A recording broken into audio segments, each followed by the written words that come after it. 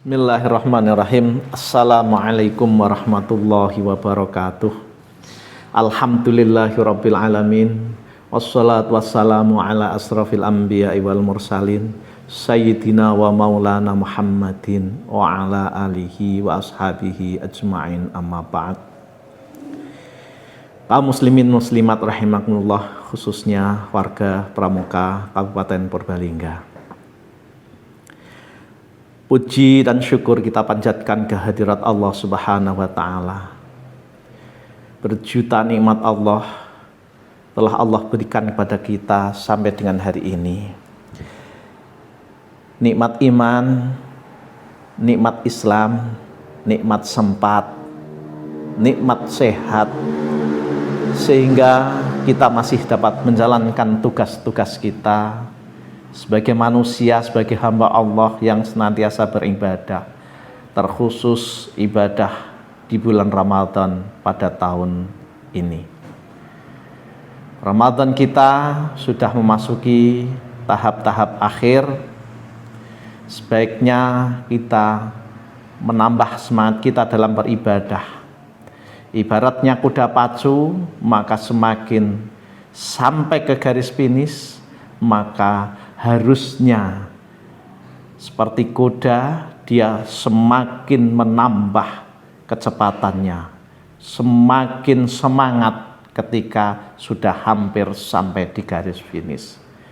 Sekali lagi, mudah-mudahan ibadah kita, ibadah Ramadan kita benar-benar menjadi wasilah atau penyebab hapusnya dosa-dosa kita. Dan mudah-mudahan ini tercatat sebagai amal solih bagi kita semuanya. Kita berharap Ramadan ini bukanlah Ramadan yang terakhir bagi kita, tetapi kita masih bertemu dengan Ramadan pada tahun yang akan datang. Amin. Sholawat dan salam mudah-mudahan tercurah limpahkan kepada junjungan kita Nabi Agung Muhammad sallallahu alaihi wasallam, Rasul terakhir, uswatun hasanah untuk kita semuanya, dan mudah-mudahan kita berhak mendapat syafaatnya kelak di yaumul qiyamah. Amin Allahumma amin. Kaum muslimin muslimat rahimakumullah, iman manusia adalah sesuatu yang sangat penting. Iman adalah harta yang sangat penting, karena yang menentukan kita bisa hidup mulia di dunia dan di akhirat ketika kita membawa iman. Bahkan seseorang ketika meninggal tanpa membawa iman, ini adalah sebuah bahaya dan bencana yang sangat besar. Oleh karena itu, iman ini harus selalu kita jaga di dalam hati kita, di dalam setiap kehidupan kita, setiap aktivitas kita.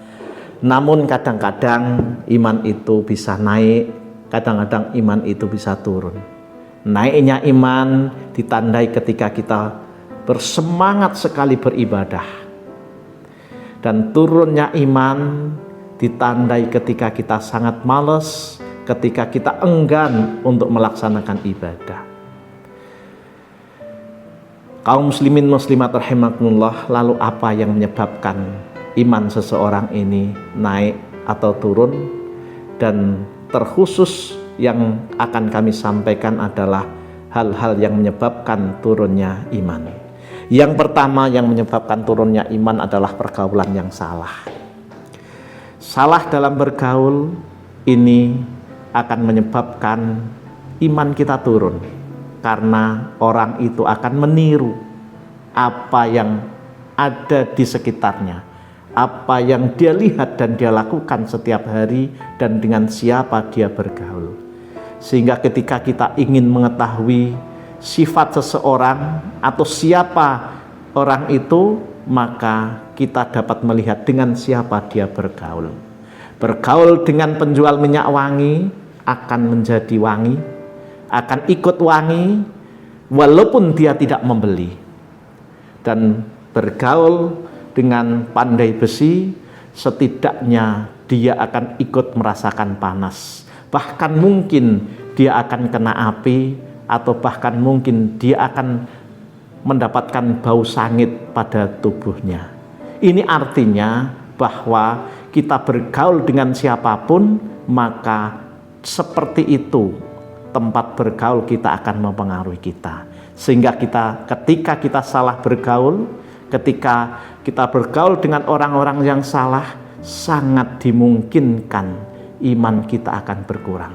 Oleh karena itu, sebaiknya kita berhati-hati dalam bergaul. Walaupun kita mengenal kepada semua orang itu harus, kita berbuat baik kepada semua orang itu bagus, tetapi bergaul yang akrab, maka kita harus melihat apakah orang itu orang yang baik atau orang yang tidak baik, tanpa kita pernah menjelekkan orang-orang yang kurang baik ada di sekitar kita.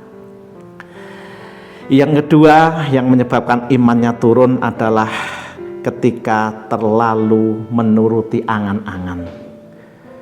Orang berangan-angan yang sangat tinggi, yang mungkin di luar kemampuannya, di luar kapasitasnya, dia menginginkan sesuatu yang sangat tinggi, dia berangan-angan yang tinggi, dan sangat mungkin dia tidak bisa melaksanakan atau tidak bisa tercapai seperti yang dia angan-angankan.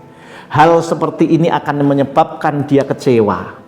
Hal seperti akan menyebabkan dia susah. Bahkan bisa dia menyalahkan atau suudzon kepada Allah Subhanahu wa ta'ala. Kondisi orang suudzon, menyalahkan Allah Subhanahu wa ta'ala, ini adalah kondisi dia sedang turun imannya. Karena Allah Subhanahu wa ta'ala pasti akan memberikan yang terbaik kepada kita. Kebutuhan kita bukan sesuai dengan angan-angan atau keinginan kita. Oleh karena itu, kaum muslimin muslimat, maka bersikaplah proporsional kita dalam berangan-angan, tidak terlalu tinggi, menuruti angan-angan kita agar kita tidak kecewa, agar kita tidak sakit hati, atau bahkan agar kita tidak menyalahkan dan syuudzon kepada Allah Subhanahu wa ta'ala. Yang ketiga yang dapat menyebabkan turunnya iman adalah tidak tertarik dengan ilmu agama dan tidak tertarik dengan majelis ilmu agama, atau mudahnya dia tidak tertarik pada pengajian-pengajian. Karena pengajian ini adalah yang memberikan kita untuk merawat iman. Pengajian ini adalah yang akan selalu mengingatkan kita ketika iman kita turun, maka pengajian ini mengingatkan kepada kita. Ketika orang sudah tidak tertarik kepada pengajian, kepada majelis ilmu agama, ini dapat menyebabkan iman kita menjadi turun, semakin turun dan semakin turun. Karena di majelis ilmu inilah yang Rasulullah sebutkan sebagai taman-taman surga. Rasulullah pernah berpesan pada para sahabatnya, wahai sahabat, ketika engkau melewati taman-taman surga, maka bergabunglah, maka ikutlah di taman-taman surga itu. Sahabat kemudian bertanya, ya Rasulullah, apakah taman-taman surga itu?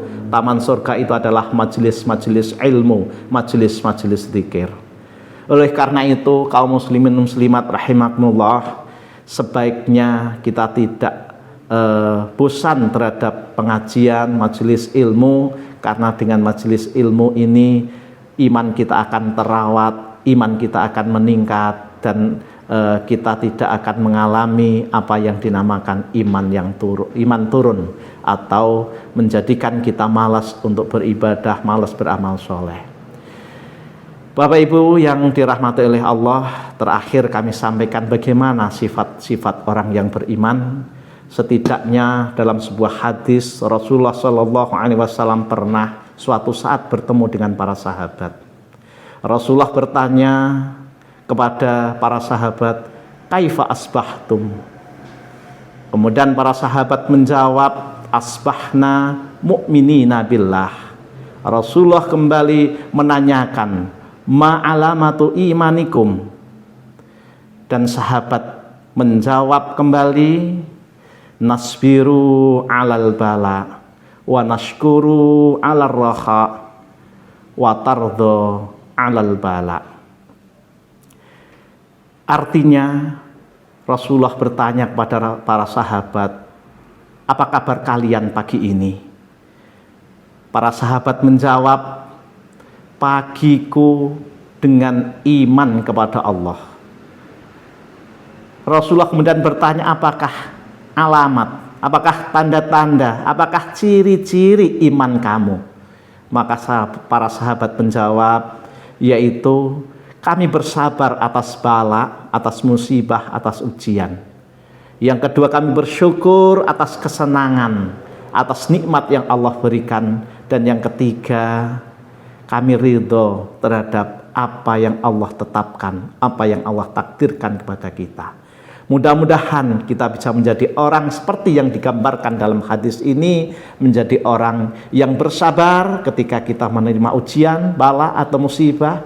Kita menjadi orang yang bersyukur ketika menerima nikmat, dan kita ridho, kita rela dengan apa yang Allah takdirkan kepada kita. Inilah ciri orang-orang yang beriman.